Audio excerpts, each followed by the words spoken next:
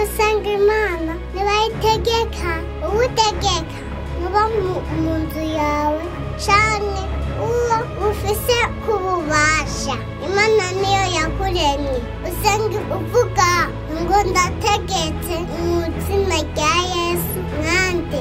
Imana ntibayitegeka ahubwo barayinginga mu gitabo Gusubira mu Byagezwe igice ca 3:23 atwereka ko Mose atigeze ategeka Imana. None uyitegeka nkande kandi ariyo yakuremye.